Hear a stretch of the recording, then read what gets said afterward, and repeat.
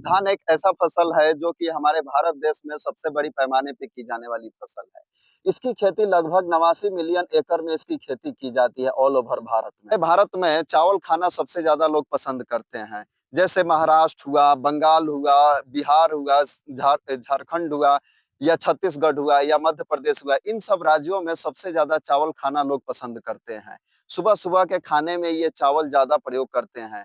इस वजह से हमारे भारत में चावल का उत्पादन सबसे ज़्यादा बहुत बड़ी पैमाने पे की जाती है। 89 मिलियन एकड़ बहुत बड़ा एरिया होता है, जो कि अन्य फसलों के मुकाबले ये बहुत ज़्यादा है। भारत के किसान भाइयों इसको बहुत अच्छे तरीके से खेती करते हैं। बहुत ही लगन और बहुत ही मन लगा के खेती इसका करते हैं। जो कि अगर हम धान की खेती की बात करें तो इसमें सबसे ज़्यादा अगर कोई पोषक तत्वों का रोल निभाता है, तो वो है नाइट्रोजन। सबसे ज़्यादा ये नाइट्रोजन लेने वाला ये फसल होता है। किसान भाई यूरिया को 45 किलो पर एकड़ के हिसाब से अपने खेतों में देते हैं।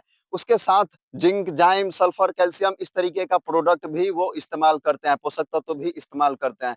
हमारे धान का फसल अगर बढ़िया लेने के लिए, पैदावार लेने के लिए हमें पौधे के लिए 17 पोषक तत्व की आवश्यकता होती है। धान की फसल की बात करें तो हमारा 30 से 35 दिन का फसल हो चुका है। किसान भाइयों फर्स्ट खाद दे चुके हैं। अब वो सेकंड खाद देने की तैयारी कर रहे हैं।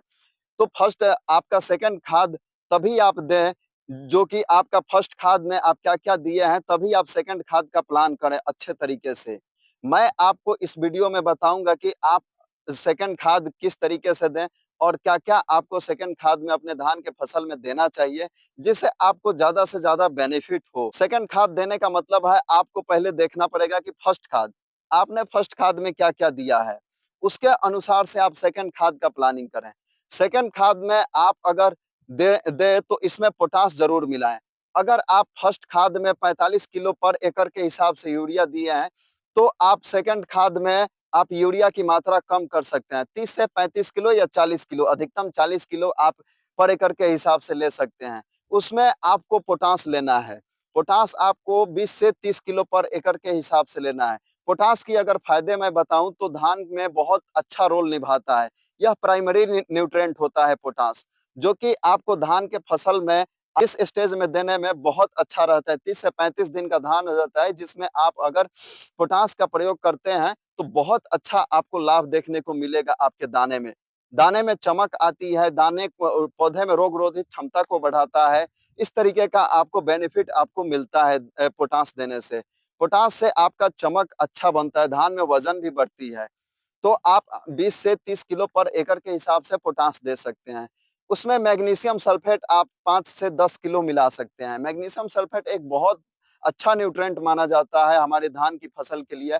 इसमें इससे ये बेनिफिट होता है कि आपका क्लोरोफिल की मात्रा को बढ़ा देता है। तीनों खाद को एक साथ मिला के आप अपने खाद में सेकंड खाद में प्लान कर सकते हैं। अगर आप फर्स्ट खाद में फंगीसाइड या इंसेक्टिसाइड नहीं दिया है, तो इस सेकंड खाद में आप मिला सकते हैं 1-1 किलो पर एकड़ के हिसाब से। जैसे टेंडाजाइम, मेन्कोजाइम आता है, जो कि आपको पाउडर फॉर्म में आता है, 1 से 1.5 किलो आप मिला सकते हैं पर एकड़ के हिसाब से। फिर उसके बाद अगर कीटनाशक की बात करें, तो आप टाटप भी मिला सकते हैं या रीजेंट अल्ट्रा बायर का आता है, वो भी 2 से 3 किलो के पर एकड़ के हिसाब से मिला सकते हैं। तो इन सब चीज़ों को 3-4 चीज़ों को एक साथ मिला के आप अपना सेकंड खाद तैयार कर लें और अपने खेतों में उसको डलवा दें।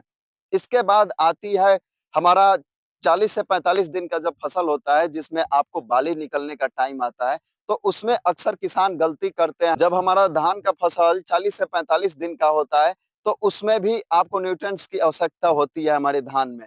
लेकिन उस टाइम आपको यूरिया देने की ज़रूरत नहीं पड़ती है, डीएपी वगैरह देने की ज़रूरत नहीं पड़ती है। आपको उस टाइम एक स्प्रे करना होता है।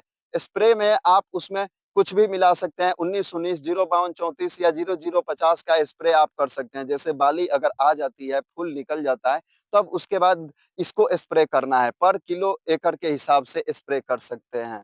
इस तरीके से अगर खेती करते हैं तो आपको पैदावार बहुत अच्छा मिलेगा। आपका कम लागत में अच्छा पैदावार मिल सकता है। आप सभी को ये वीडियो कैसी लगी? अगर वीडियो अच्छा लगा हो, पसंद आया हो तो हमारे चैनल को सब्सक्राइब ज़रूर करें। हमारे चैनल पे अगर नए हैं तो चैनल को सब्सक्राइब ज़रूर करें।